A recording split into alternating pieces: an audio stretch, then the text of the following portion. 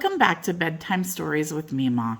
Today's story is How Raggedy Andy Came. One day, Daddy took Raggedy Ann down to his office and propped her up against some books upon his desk. He wanted to have her where he could see her cheery smile all day, for as you must surely know, smiles and happiness are truly catching. Daddy wished to catch a whole lot of Raggedy Ann's cheeriness and happiness and put all this down on paper so that those who did not have Raggedy Ann dolls might see just how happy and smiling a rag doll can be. So Raggedy Ann stayed at Daddy's studio for 3 or 4 days.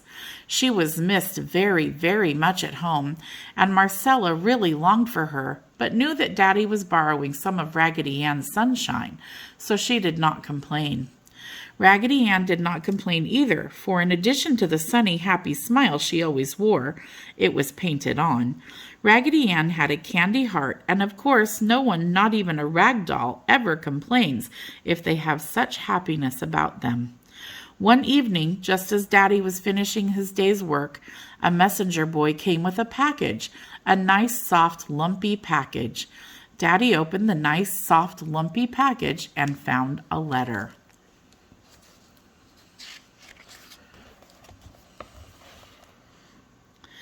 Grandma had told Daddy, long before this, that at the time Raggedy Ann was made, a neighbor lady had made a boy doll, Raggedy Andy, for her little girl who always played with Grandma. And when Grandma told Daddy this, she wondered whatever had become of her little playmate and the boy doll, Raggedy Andy. After reading the letter, Daddy opened the other package, which had been inside the nice, soft, lumpy package, and found Raggedy Andy. Raggedy Andy had been carefully folded up. His soft, loppy arms were folded up in front of him, and his soft, loppy legs were folded over his soft, loppy arms, and they were held this way by a rubber band.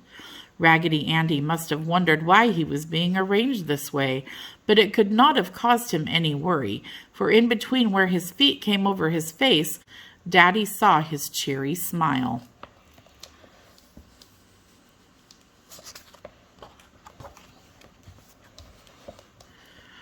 After slipping off the rubber band, Daddy smoothed out the wrinkles in Raggedy Andy's arms and legs. Then Daddy propped Raggedy Ann and Raggedy Andy up against the books on his desk, so that they sat facing each other. Raggedy Ann's shoe-button eyes looked straight into the shoe-button eyes of Raggedy Andy. They could not speak, not right out before a real person, so they just sat there and smiled at each other. Daddy could not help reaching out his hands and feeling their throats.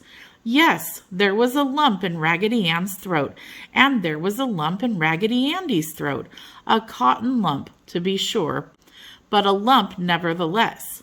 So, Raggedy Ann and Raggedy Andy, that is why you cannot talk, is it? Said Daddy. I will go away and let you have your visit to yourselves, although it is good to sit and share your happiness by watching you. Daddy then took the rubber band and placed it around Raggedy Ann's right hand and around Raggedy Andy's right hand, so that when he had it fixed properly, they sat and held each other's hands. Daddy knew they would wish to tell each other all the wonderful things that had happened to them since they had parted more than 60 years before. So, locking his studio door, Daddy left the 2 old rag dolls looking into each other's eyes.